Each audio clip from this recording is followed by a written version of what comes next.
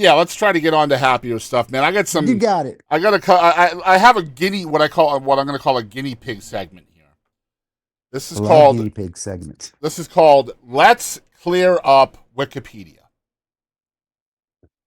So, Say something bad about me. well, everybody knows out there that the internet is never right, and Wikipedia is usually the biggest culprit in never being right. Yeah. So we're going to go through Ricky's Wikipedia page with him, and he's going to tell us what's right and what's wrong.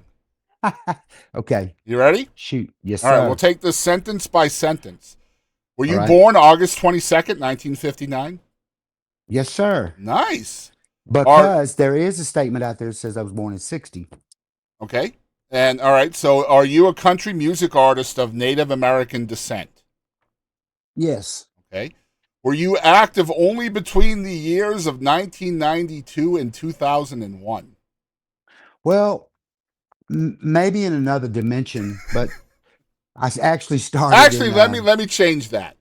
It yeah, says active between the years of 92 and 2001. You had recorded 3 studio albums, 2 on Capitol Liberty Records, and 1 on Row Music Group. Is that true? right.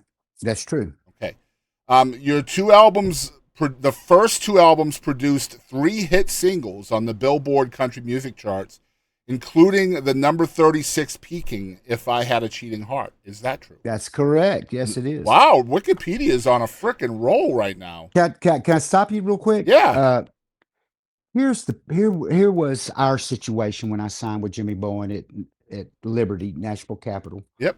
Uh, is that we were going to make records and videos until 2010.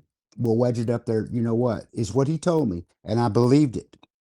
Here's the thing: on our first 2 albums, we had 5 top 10 videos, Right. and CMT. I CMT. want to talk about that in a minute. Yeah.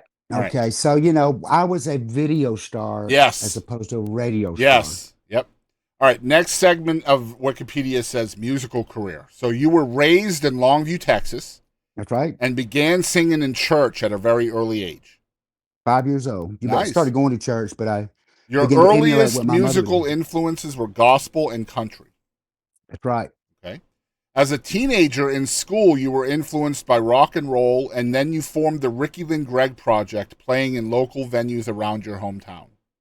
Well, that's time-wise, that's off because in high school, myself, Sammy Brazier, and Kenny Dews had a band that we played every Friday and Saturday night and every Tuesday. Okay. And so we were like, but I got to go back. Starting at 15, Marcus Soslin and Kevin Russell invited me to be in the band Exit, and we played every Friday and Saturday at Papa TJ's, which is across the street from Outlaws. Yeah. So I was knocking out $50 a weekend. So it started there, Wow. at 15, and Sammy and I had a band at 17, and then it was 18. I was in Push, Mm-hmm. which I know you've heard the legacy of Push. Yep. Terry Sire was in the band. Randy Nunley, not Randy Nunley, he was a great influence. Randy Phelps on bass, which was way ahead of his time. Gary Witt on guitar, way ahead of his time. But anyway, yes. Then I went to Savvy, Ricky Okay, Lynn let's not Project get was ahead after of that. ourselves. Okay, We're okay, still reading. yeah. All right. We're out. In 1978, you moved to Fort Worth, Texas, and began Mhm. performing as guitarist and singer for a band known Savvy, with your debut album Made in Texas being released in 1982. Yes. Except it was 79, in July of 79 when I joined that band. Okay, so they're off by 1 year. Yeah. All right. You were also a member of Head East between 1984 and 1987. I think that would be more like 85 to 88. Okay. All right, so they're off by 1 year there. Yeah, All right. I was there about 3 years. Okay, so by 1992, you were performing as a solo singer. That same year, you signed to Liberty Records and released your self-titled debut album. Correct. Okay, nice. The album produced the number 34 single.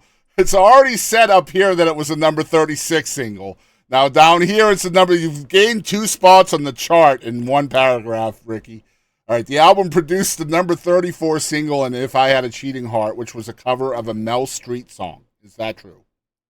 That's true. Okay. So Thank you, Cindy Powell. following that were the singles Can You Feel It and 3 Nickels and a Dime. Yes. Okay. And I had one more single called "There's No Place Left to Go But Crazy." Okay. So you had It four was just singles. it didn't have the video. Okay. Wow. So that was wrong as well. Okay. All right. So Yeah, in 1993, Billboard ranked you as the number 4 on their list of top new country artists of that year. that's right. Toby was number one, and I was ironically number four. I'm Nice. very proud to be there. Yeah, Yeah. All right. So we got one paragraph left. A second album, which was titled "Get a Little Closer," was released on Liberty in 1994, with its hmm title track being the only single. Now I had we had three singles and three videos off that record. One being "Get a Little Closer," the second one being "After the Fire's Gone," Yeah, great song. an old remake. We did a rock and roll country rock remake of Conway and Loretta, and then the third was "To Find Where I Belong." We shot the video on it too. Yeah, nice. Okay, let's see here. 1 year later, your manager Jimmy Bowen retired due to thyroid cancer. Correct. Okay. In 1997, you found another manager named Eddie Rhines who helped you rebuild your fan base. Yes. Yes. Okay. By 2001, your third album, which was titled Careful What You Wish For, was released on the then newly established independent label Row Music Group. Yes. Okay. And last sentence, you had also begun a charity called Trail of Hope, which provides Yes. It's part clothing of for that. underprivileged Cherokee, Choctaw, and Oh Sioux yeah. Indians. Yes, sir. Nice. With a lot of help. We it was my idea to help them, but after that got out, some people really stepped up And I and remember we made it talked happen. about that in our initial interview Lou Haney, years and years ago. So Billy Barrett. I would say we give Wikipedia what, like a 94% here? You know, they don't get it chronologically right, and it's Yeah, one of my peeves, man. I want to get yeah, it right. Left out a lot of people that need credit. There's a lot of holes in that little of thing. course. Yeah. And so I'm going to give it, I'm going to grade it 1 to 10. I'm going to grade it about a 7 just Okay. because um, I will say this, I don't write these things, but if you go to the Apple or the Spotify reviews of me, it chronologically puts it in correct order, Very cool. even gives me the credits. I played guitar on Hank Williams Jr.'s Hog Wild Well, album. that's why artists should do these kind of podcasts too, so they can document their history. Yeah, Honestly, like yeah. I'm throwing my own name in the hat, by God. The Boston Thank Chris you. Show at gmail.com. Right. I will help document you. Thank you, brother. Of course. But do That go to the Apple. Go read the Apple Bible. absolutely. So It's that's right called on. Clear Up Wikipedia. Thank you for doing that with me, Yeah. Ricky. As a matter of fact, Wikipedia's changed over the last 15 years. It's changed. Yeah. It's taken things out and added Mhm. things. I love going on there. I had an artist the other day that was on who's fairly well known. Her name's Karen Waldrip. In fact, she became famous for going viral with Jeannie C's song, Really? Harper Valley. Yeah. Harper Valley? Yeah. So I had her on the show. She finished, I think, 4th or 5th on The Voice a couple years ago, and she's blowing up. Awesome.